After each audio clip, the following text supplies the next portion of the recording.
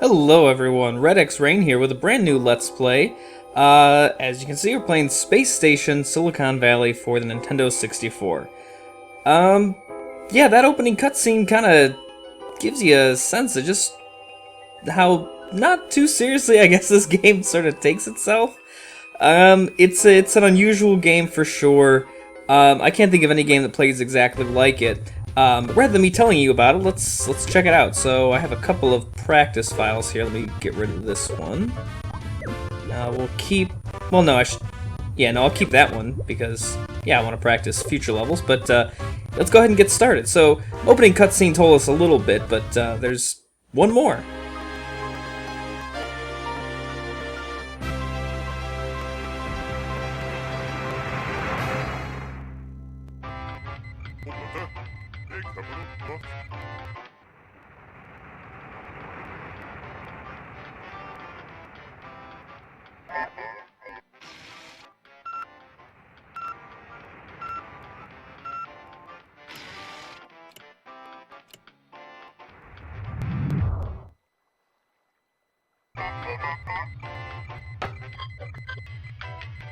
Hej! Låter musik. Vad är det då, Mitchell?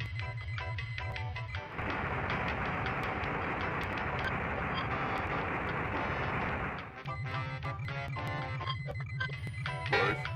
Air.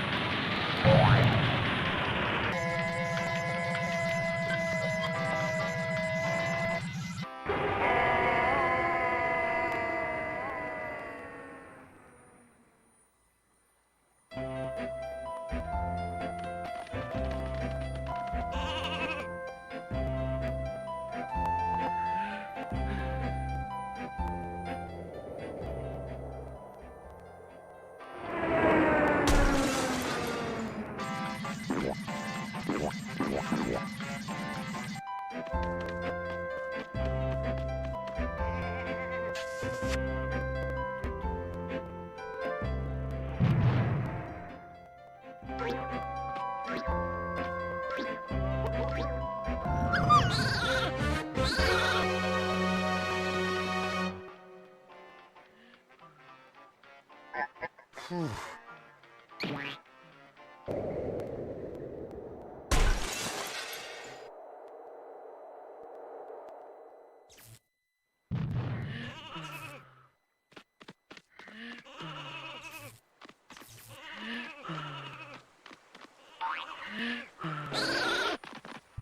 Alright, so, here we go. So, every level starts off with this little mission brief. The text usually helps you out a little bit, but kind of the more important part, I guess, is sort of the itemized checklist that you get at the bottom. So here we're just trying to get some energy, and for some reason, get some sheep. The white text also mentions purple power cells, which I'll talk about in a minute too, but we don't actually need to collect those to progress through these levels. So, okay, so first some basic controls. So, I've got the analog stick, moves you around, no surprises there. Let's see, we can use the C buttons left and right to spin the camera. Obviously that doesn't always work, sometimes it, freaks out on you. You can use C up and C down to kind of pull the camera a little bit. That's not what I meant to do. Although, how we can see to see this sort of part of the game. So whenever you enter into a new animal, it gives you this basic information about each one, what they can do. Probably the most important is knowing what the skills are. This one can jump and it can has a bite attack. Also tells you things like water resistance. Comes into play a little bit later. Mass and armor, you can kind of guess what that is. You know, how many hits it can take. Fall distance can be important. Also intelligence. Intelligence is a weird one. It doesn't really impact... Gosh, why do I keep doing that? It doesn't really impact how the player controls it, but rather the wild animals. Now, if you hit Z, you can get into this first person, which seems like it's pretty helpful. You can turn left and right with the camera, but you can't. But if you press forward, then you end up walking forward or backward in first person, and that's really aggravating. So I don't use first person a lot. Yeah, so A for this animal is jump, the dog. By the way, if you don't know, if you haven't. If any kindergartners are watching, this is a dog. These little blue things here are energy. That's how we replenish our health. So you'll see there at the bottom left, there's a very simple HUD. We'll come back to this later. This is how we exit the level, but we have to complete our objectives first. So in the bottom left, the green is our health, and the green circle, if we had like some sort of attack, would go down as we use it, because you can't just keep spamming attacks. Same thing with the blue. That can kind of be our secondary attack or ability sometimes, not really always attacks. Now I'm going around and I'm collecting these purple power cells. Like I said, they're not necessary for completing each level necessarily, but we do need them for the end of the game. And as usual, whenever I'm offered the chance, I'm going for 100% completion here. So I'm going for every power cell. It also gives us points, even though this feels like it was made in the era long after high scores mattered anymore, but whatever. Okay, so I think I can get all the power cells as the dog in this one. Oops. Not with jumps like that. There's 15 power cells in every level. And of course, this is a very, very small tutorial sort of level. It's really just kind of one, I don't know, room, I guess you could call it. There's not anywhere to really get lost. No enemies to attack you, so we don't really need to worry about our health. And I got them all? Yeah. It gives like a little, it plays like a little sort of tune. It goes like when you collect them all, but of course I was talking, so I didn't hear it.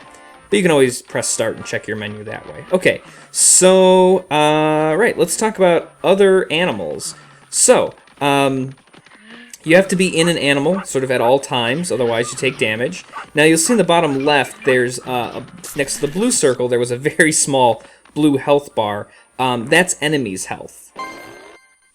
You just keep attacking them until they sort of crap out, and then you can hop into them by pressing R. So the sheep, it can floaty hop and it can ba. Its intelligence is very low.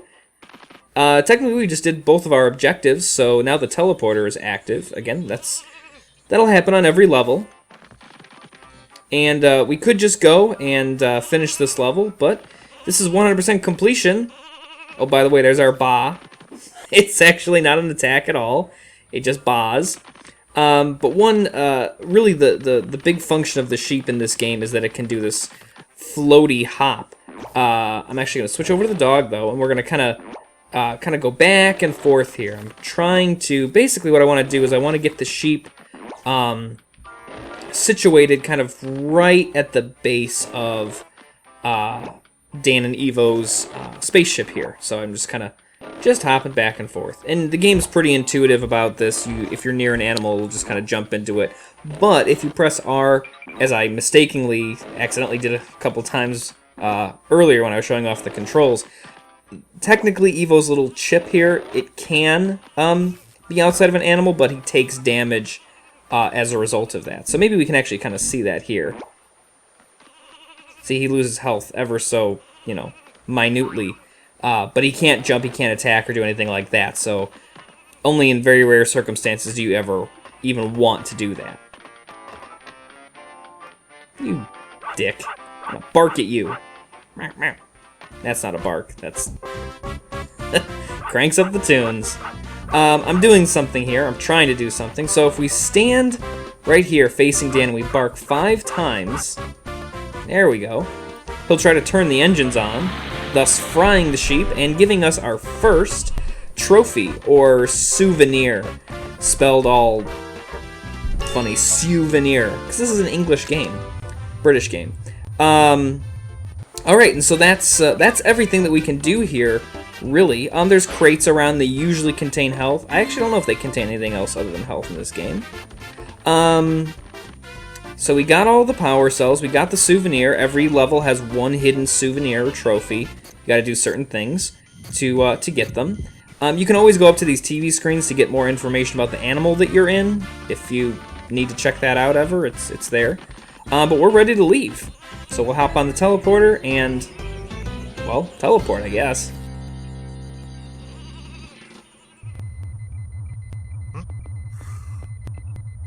Very nice. Alright, so now we actually get level selection here. So that's the first level we were just at, Smash and Start. Got the 15 power cells and got our trophy or souvenir. Either way, no matter what you want to call it. And so we can progress to the next one. As you can see, it says secured. That means we beat the level. So we don't have a whole lot of choices. Later we'll have choices of levels, but for now we just got to push on. Also, don't mind the gray. That's supposed to be like static. It's not your computer screens crapping out on you. Shows a mouse with wheels. Reach the exit, get 4 sheep into the pen, and find the mouse with wheels. You gotta find that. With a description like that, I gotta see what that's all about. Hey look, there's one of those sheep. We should probably do something with it. Hey look, there's a pen. We should probably do something with this sheep and this pen. But we should not let it turn on the electric fence because it'll fry itself to death. Yes, sheep have very, very low intelligence. But I will turn this on to keep them in there. Very good. Oh, so the role of intelligence for animals in this game basically is how well they like defend themselves. Sheep have very, very low intelligence, so they don't. I mean, they can't fight back anyway, but they just kind of run away. Other animals, you know, kind of plan out attacks. They'll avoid your attacks. Higher intelligence basically means that. Basically, how well are they at defending themselves. Okay, so we get another sheep over here. So this game is a lot of things. And in this level, it's a shepherd simulator. A sheepdog simulator. Although that doesn't look like a sheepdog. More like a, I don't know, beagle? Maybe? Kinda, sorta? I'm gonna go with that. And we'll just chase this little guy out of here. We can make it to this island, but, oh, we can't quite make that jump. But that's okay. We'll just scare himself over here. Try and step back. There we go. Basically just get into this general kind of area, turn off the... Oops. Too far. There we go. And he should walk himself right in there. Turn the fence back on, and bam. Sheep's cured. Mission accomplished. That's what they came here to do, right? Not to save the world? If they were here to save the world, they were doing a terrible job at it. So we get our first attackable enemy here, or that is to say an animal that can attack us. It's another dog. Not really much of a threat. Doesn't care about us. It's not going to attack us because it's also a dog, and most of the time the animals are friendly to each other. But now you can actually sort of see the health system down there at the bottom left. He's got his blue health. He's almost done. You can tell because the animals all start to kind of act. They sort of run kind of wonky, and they like run into stuff as their ooh, that was weird. As their health really diminishes.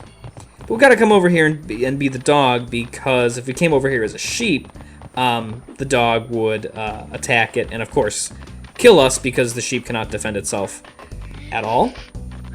I took a lot more damage from that dog than I had anticipated. So there we go, filling up our health. And as you can see, the little energy balls or whatever, they're pretty they give you a lot of health. It fills up your health about half. So, and I'm just trying to kill any one of these sheep now. This doesn't always happen. You can certainly die in this game. You have health.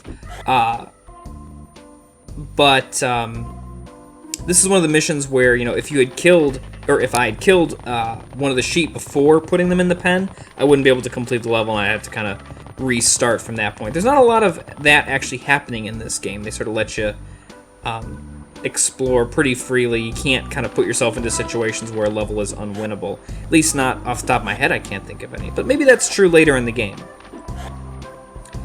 So here we have a fine example of the sheep's ability to float, you know, actually being put to some good use.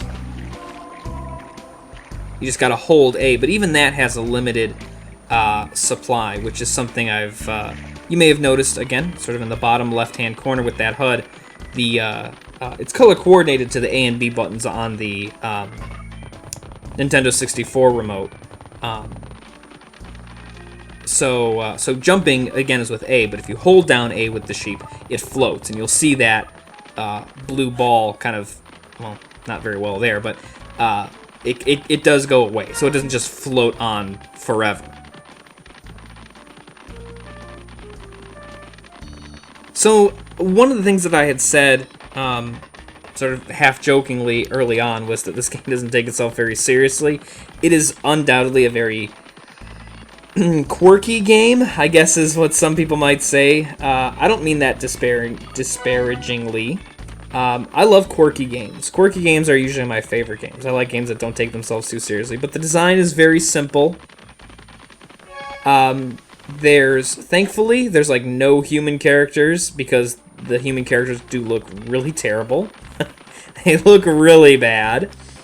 And, you know, that's the thing, is like the animals look not great either, but they're not really supposed to, because they're not really animals, they're robot animals. So, you know, I think you're a little bit more forgiving, but the sort of opening cutscene, and like when you see Dan in the spaceship, I don't know why I wasn't able to make that jump. Try that again. Yeah, really not great. But and this is gonna sound really and I don't mean to sound like a rude American when I say this. Oh my gosh, maybe I can't. I thought I could do this with the sheep. I probably got to go back and get the dog. Although what I should do first is the sheep. There's this waterfall over here, and you can get it with the dog, but it's easier to get with the sheep because of the floating ability, because there's like this current that pushes you down. So, yeah, I gotta go grab the dog. So, yeah, getting back to sort of the design and look of this game. The very few human characters that there are, the news reporter at the start, actually let me go over here, float over and grab this power cell for reasons that I'll talk about when I actually try to exit the level. Yeah, Dan and the newscaster and like the world president, they remind me a lot of Bullfrog characters. The company Bullfrog, they made Theme Hospital, which is an amazing game. Super quirky. Theme Park, as well as like Dungeon Keeper 2, but Dungeon Keeper 2 looked, oh come on, that design had a lot more finesse. But something about like the round kind of bigger lower jaw face thing, I don't know, it reminds me a lot of Bullfrog. If I didn't know any better, I would have thought that this game, Space Station Silicon Valley, is a Bullfrog game, although it doesn't play like a Bullfrog game, because they mostly do, oh I missed one, where is it? Oh, I know where it is. Yeah, no, they usually kind of do those like real-time strategy, micromanagement kind of games. But the design, I think, is sort of uncanny. And I know that's also right. Bullfrog is a British company. I almost positive. Anyway, here's our mouse with wheels, the racing mouse. The first. Let's see, it's got speed boost, it's got tail attack, very poor water resistance, that's important, very high intelligence, although that's not really too bad, like, important for us, because we just found him the way he is, we didn't have to fight him. There we go, I was waiting for the teleporter to be active, because sometimes you'll be moving, and then the cutscene happens, and you'll keep moving in that direction, and you'll, like, fall into water or something like that. I like how angry his eyes get, look how determined that little guy is to get going. Cute eyes, mad eyes. So yeah, he can speed around, and now you can actually see how that little blue ability bar goes down, and definitely his attack goes down really, really fast. It's a pretty strong attack, but it's really hard to use because you got to be like, well, literally you need to be running right into the enemy that's probably trying to kill you. So it's a really strong attack, but it's tricky. It takes a while to get used to doing that. Oh, look at that poor puppy. Let's see what he's up to. So this is how we get the trophy in this level.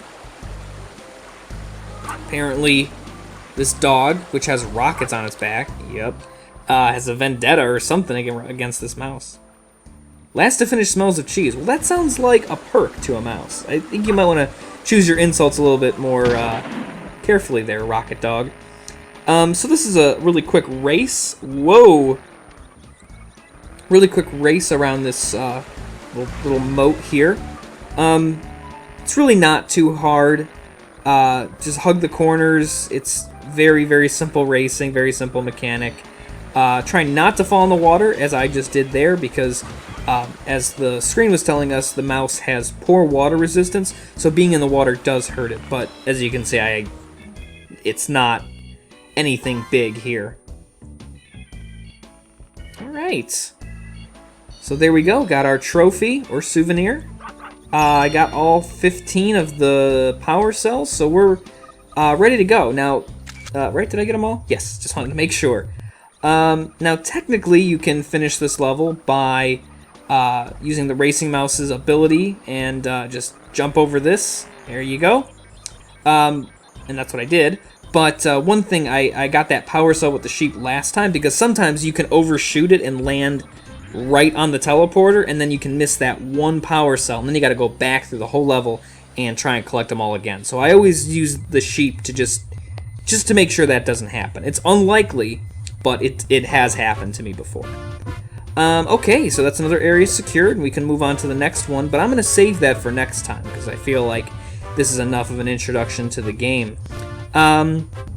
So yeah, so as always, thanks for watching. Please like, please comment, please subscribe. I do always appreciate it. And I'll see you guys next time as I take on Honeymoon Lagoon. See you then.